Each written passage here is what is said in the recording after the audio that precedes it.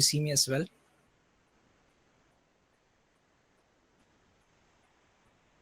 Hello?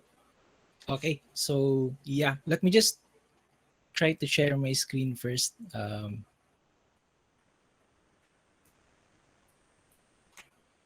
And so, yeah, I think um, first, I want to thank the introduction. And I think that's enough with the introduction. And let's just get into the presentation or the talk.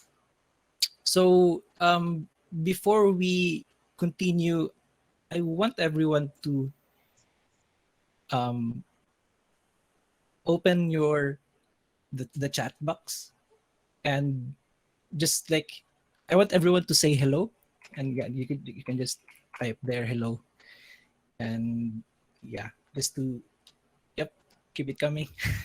Okay, so hi everyone, just to loosen things up, and um, I want everyone who are students here to just type student, just the word student. If there are students, oh, okay, so we have quite a lot of students here. Um, and how about like those who are already like working or have the profession who are like back-end developers? So I'm one of them. So I'll just type back-end. So another back-end. How about front-end developers? You can just type front-end, oh, front-end developers, or let's just be more general, like software engineers. Who are software engineers here? Yeah, there's also full stack, that's also like software engineers. Um, software engineer wannabe. Okay. How about designers? I think there are also there's a lot of designers here. You can just type in designer if you are designers, or if you are a designer. I know someone here is a designer. Okay, so Como se chama Hello Teacher em inglês? what is that? Okay, to continue. Yeah. Um, so do you see what we are doing here just now? We are actually like we are claiming our who can guess the word? It starts with letter I and ends with Y. We are claiming our A professora tá muito bonita hoje. anyone? So we are actually claiming our identity. Um, and for those who claimed who they are and what they are, I want you guys to keep on claiming that identity and keep on building on that, because you're going to need it in your career. And in fact, it is the first point of what I have prepared for tonight. It's the word identity. So when we talk about identity, what comes first in your mind? Again, you can just send um, your answers in the chat, but if you try to Google the word identity, it's it will say the fact of being who or what a person is. And I hope they did not change that in Google, because it will mess up my talk. But yeah, this is what I've got when I Googled for the word identity. The fact of being who or what a person is. So let's try breaking this down and find the deeper meaning of this definition. So let's start with the phrase, the fact. And I hope it didn't sound like what you thought. Let me try to say and pronounce it a lot clearer. The fact. immediately here we are facing one of the most difficult things in life, the phrase, the fact, because it's reality. And if we connect the dots of the meaning of identity, identity is the reality of who or what you are. It's difficult, and at some point Hello, teacher. it may put you in some uncomfortable spot, because you get to ask yourself a very difficult question. Are you really who you are claiming to be? So when you claimed you were a back-end developer, or when you claimed you were a front-end developer, Professor, when you claimed to be a designer, a software engineer, como é que how o senhor real sabe was falar espanhol? Espanhol de so argentino? so how real was that when you claimed that? Do you really love or badly want what you're doing right now as who you have claimed yourself to be? What's in it for you? Is this something that you're going to do or going to be doing for the most part of your life? You know, these are really difficult questions, and a lot of people actually take a lot of time not answering them. They take a lot of time avoiding these questions.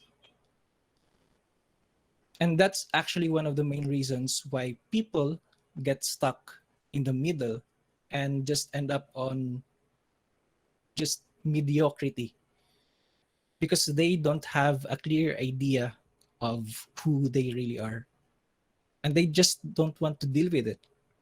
They just live their lives without a clear path, Aqui é and just invasão! Aqui é invasão! Aqui and é just invasão! Aqui é invasão! okay, I'm sorry about that. Okay, so they just don't want to deal with it, with these questions, with these difficult questions, and they just, yeah, live their lives in mediocrity, and that's why they can't push any further. So people get their first job. Um, so I, I I know there are a lot of students here.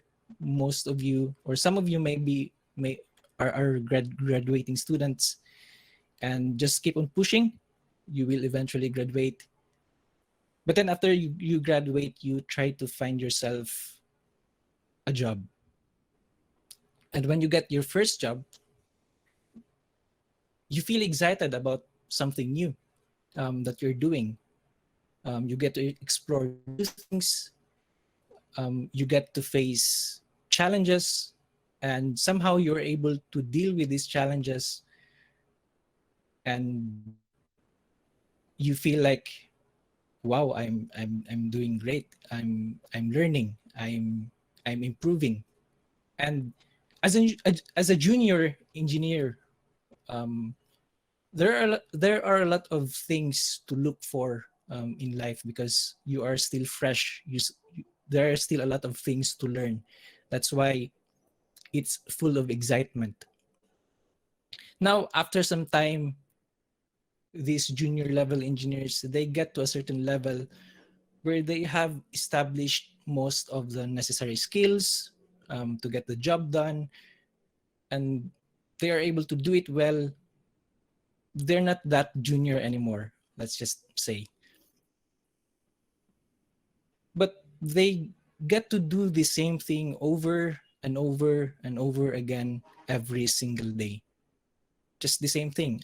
I wake up in the morning, I do some tasks, I finish some tasks, and then I sleep. And the next morning, I do the same thing again. Suddenly, you hit a wall. and you find yourself being bored. So from junior, they get to the mid level, and then eventually they get bored. So as I have grown in the company in HOV and also in line with the path that I have chosen, I get to do some high level functions in the company, and one of that is interviewing applicants to assess whether they are culturally fit in the company.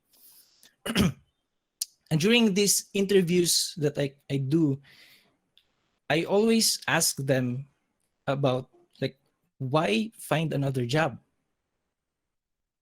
And do you know what their common, or what their common answer is?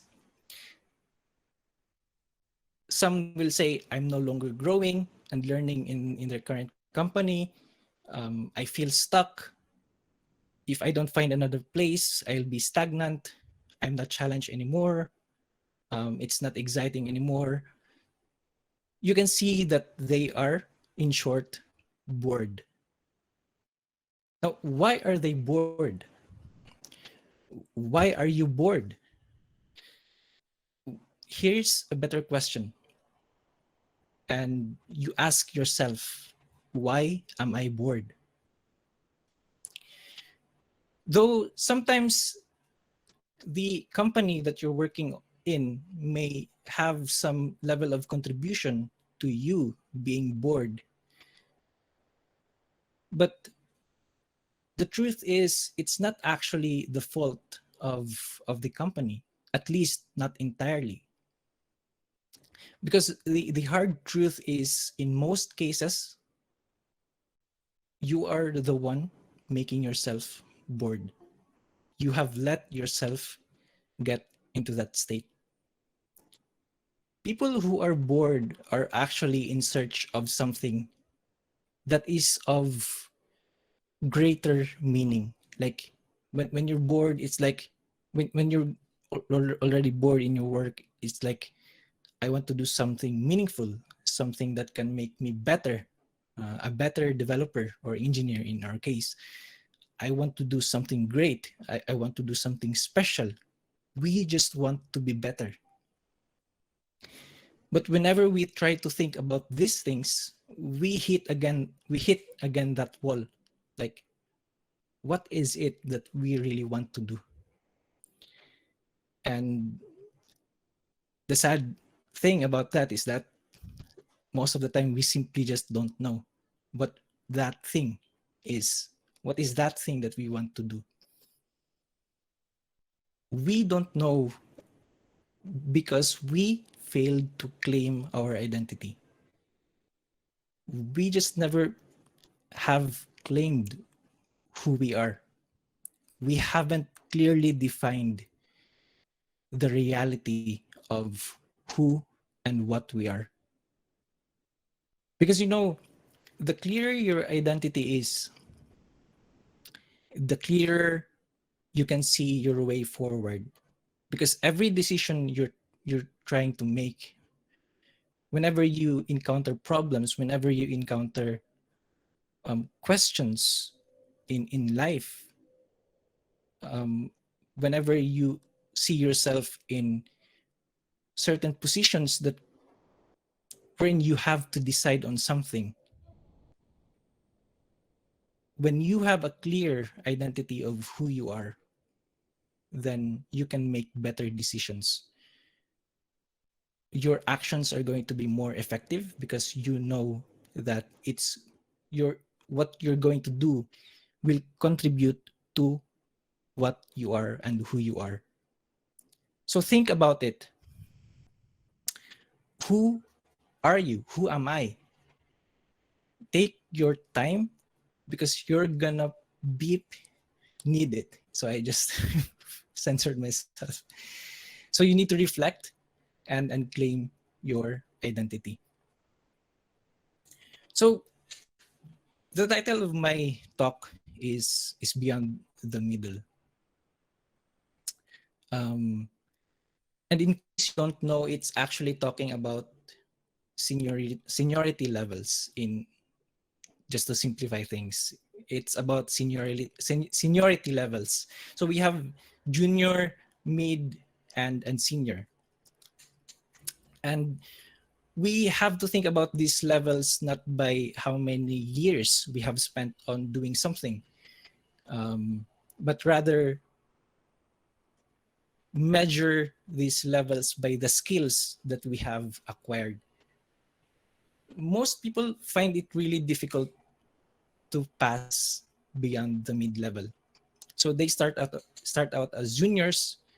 You see them accelerate towards the mid level, but in the mid level you find some problems, you find some issues. They just have a difficult time going past beyond that. And this talk is about dealing with that difficulty by sharing with you some of the lessons I have learned from my experience, from my coach, my manager. And these lessons are not technical. And as you can see, the title is Beyond the Middle. It's not about any technology. We're not going to be talking about technical skills right now. Um, I know most of you here are geeks because like who knows what kind of people join a geek week, you know. And I know we're excited. I know for sure I am excited about to learn all those tech stuff. But for now, guys, we just have to think about more on the softer side of things, like more on, yeah, the soft skills. So before we get to the next point, so my first point was about identity. Before we get to my next point, let me just tell you a bit about how my life went through in high output ventures. So when I started here in the company, it was almost 6 years ago. We were just like, what, 13, 15 people. We are all back end and front end developers that time. Um, and it was also like my first job in the industry. I will never ever forget that time when my manager, which is our boss, when when he started to talk to us about our careers. Yeah, we talked about our careers. And I can tell you this, I have never felt any fear greater than that in my entire career.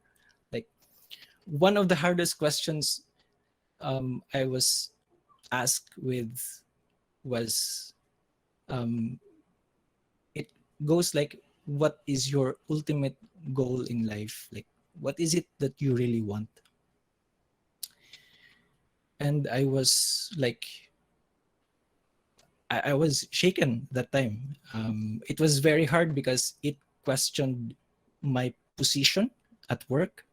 Like, if I cannot answer this, and I was really having a hard time answering the question, and I was afraid that I may lose my position because of that. It questioned, and more than that, it questioned my own career and credibility. Like, am I really like someone who can claim to be a software engineer or a backend developer? And it actually questioned my whole existence, because when I started like doing coding, programming, and then when I sort of like get really attached to it, it sort of like defined my life. And questioning about my career and credibility, it's somewhat translated into questioning about my whole existence. So fast forward to this moment, I think we're more than 60 now, and we now have like different departments. My manager and I are still talking about careers, my career.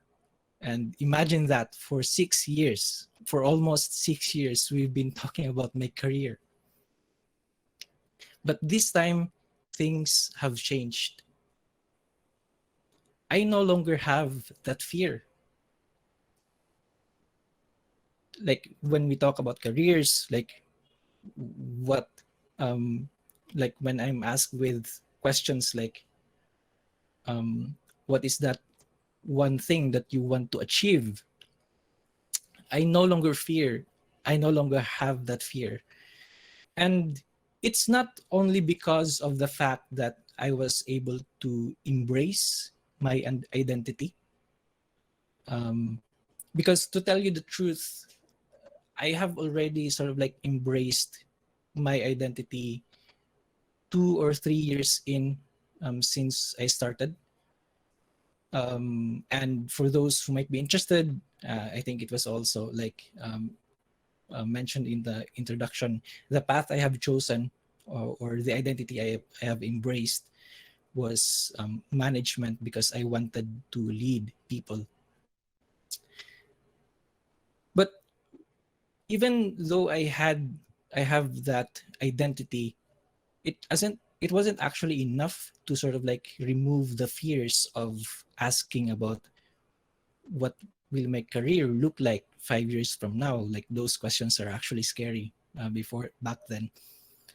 And I think it was more than embracing my identity, because it also took me some time to really find myself moving forward beyond the middle.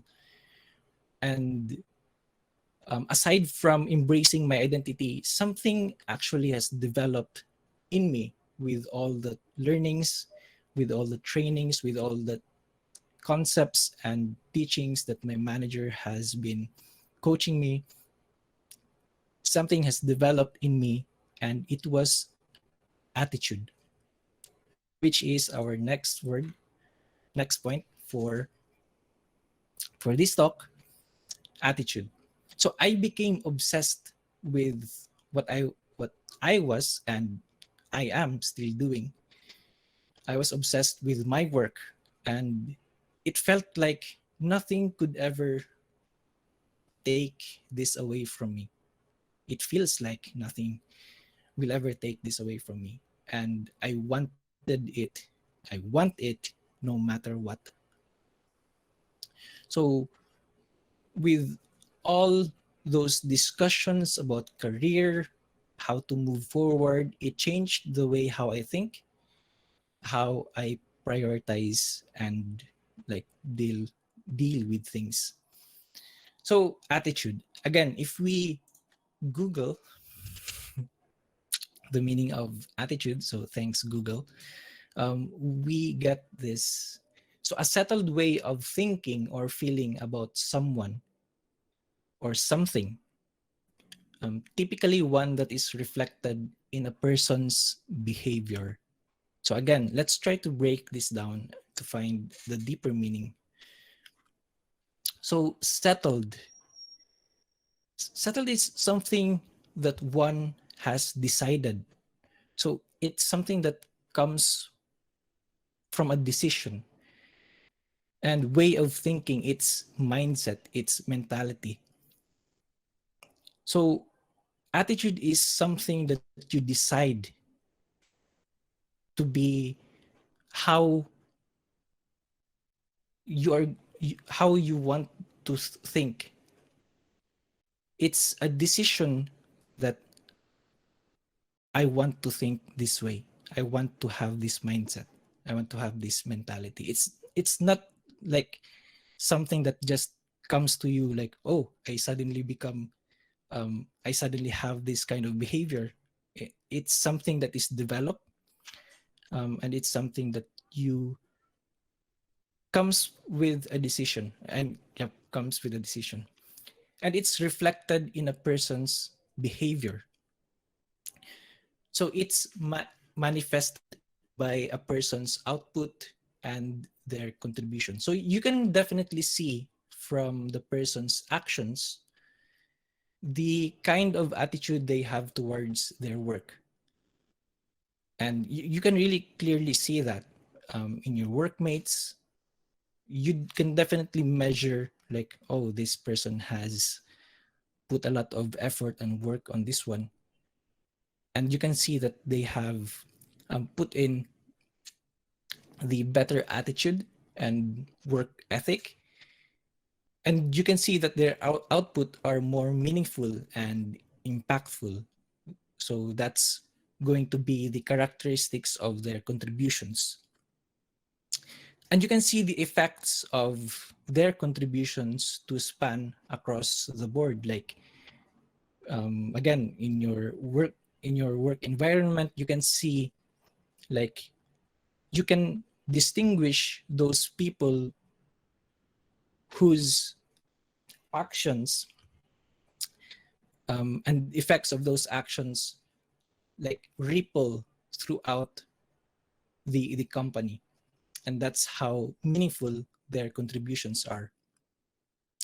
And speaking of impactful contributions, in HOV we actually put emphasis on contributions. And in fact, in our performance reviews, it's the first thing you get to fill in, your top 3 contributions. There are quite a lot of people who don't get it right. Um, like they have difficulty on filling them in, their answers. And I think probably probably one of the main reasons is that they haven't really understood what impactful contributions are. So about contributions, to get around and understand what meaningful and impactful contributions is, you gotta have to understand tasks versus role.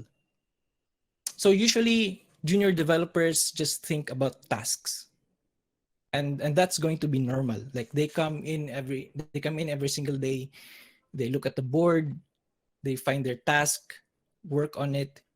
They may find some obstacles while working on it, they find solutions for it, they get it done, and on to the next task. And they do that every single day. um, and and that's normal. They still learn at that phase because they're like things are still fresh for them because they haven't had that exposure yet. And doing these tasks is good exposure to them because they get to learn new things. But when you get to a higher level, say in mid level, you then start to think, what can I do to improve my workflow? You then get to do things to improve your own effectiveness and efficiency, to do things a lot better than when you were just a junior developer. But here's when things become a bit difficult. Beyond the mid level, you then now start to think about, what can I do to improve this engineering process or the process of this department? How can I help others, or how can I help engineers develop more efficiently and effectively? What can we develop to make development faster and easier? At this point, you get to think about your role instead of tasks. And it's going to be driven by constant learning and recognition of existing patterns to challenge the status quo. And challenging the status quo is actually one of our core values. And this core value is usually manifested by higher level engineers because, yeah, it requires you to be on a certain level for you to be able to recognize patterns and to make a change and to make something better.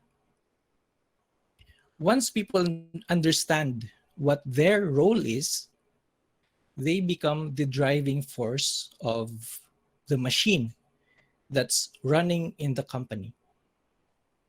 These people who understand what their role is become leaders in the company. And this brings us to my next and last point, finally, leadership. So there are some misconceptions about what it means to be a high performer or to go beyond the middle. And one of those misconceptions is around leadership. So in high output, when you're an engineer in high output ventures, you get to choose two tracks. One is an individual contributor, and the other is an engineering manager. And as a quick overview about what these two tracks mean, so as an individual contributor or IC, you specialize in a specific technical skill and you focus on that, and the company puts leverage on that. And the engineering manager, on the other hand, gets to manage direct reports and mobilize them to bring their optimum potential. So going back to the misconception is people think that you only need leadership when you're an engineering manager or when you're a manager because you lead people. But the truth is, leadership is just a quality of being a manager. And the harder truth is, you need leadership even as an IC or individual contributor if you really want to bring impact and meaning to what you do. So in HOV, we have this setup of levels, and we follow the principle wherein in lower levels from L1 to L2 to L3, just around the middle, you focus, your focus is execution of work, getting the job, getting things done. But when you get to higher levels from L4 to L5, your focus is on mentoring and guiding others. You focus more on making movements in the company using the skills that you have. So as an IC, you make use of your technical strength and contribute towards driving the technical competence of the company so that the company is able to strive in the industry. And as an EM, you use your strengths and capabilities in leading people to move people, mobilize them, and help them develop their careers to bring them beyond the middle. So without leadership, or at least some form of it, you can never achieve that. You can never lead. I mean, without leadership, you cannot function as a high level IC because you cannot influence people. One of the one of the characteristics of a good leader is influence. Let's say there's a tech lead in a project. If that tech lead doesn't have influence, how can he or she then make movements towards a certain technology? How can he or she then decide and say like, okay, we need to move into this technology because I know that this technology will bring us more success. If that person doesn't have influence, he or she can never do that. It will never happen. As an EM, you can never move people if you don't have influence. You can never lead people if you don't have influence. And in short, that's why leadership, without it, you can never move beyond the middle. So those are the 3 points, or actually 4 if I haven't. Um, so first is, um, I mean, it's not limited to these points. These are some of the major points that I have based on my experience and learnings. First is identity. You have to determine, you have to clearly define who you are, because that will establish what you can do and what you cannot do. It will establish your role, it will establish your direction, and it will establish what you want in life. And then you have that attitude. Without attitude, if you don't put enough work ethic in what you're doing, you can never really like get anywhere. So I think it's somewhat funny when sort of like when I have had some conversations with some of the people I'm working with. We had this interview, and then we were talking about like how do you determine that someone is senior? Is it about just age or nothing? Is it about just age? But um, in I mean, to shorten the story, it's like if you don't have, I mean, if you don't put work or effort on what you're doing, and 3 years pass by, you just get 3 years older and nothing more, nothing less. Next is about, I was talking about contributions, and it was about tasks versus role. So as you, and also connecting with the leadership, um, in lower levels you focus on execution of work, and in higher levels, as you go higher, you then get to focus on mentoring and guiding others, and that requires leadership. So I think that's it. That's that concludes my talk, and I think we can now proceed to the Q&A.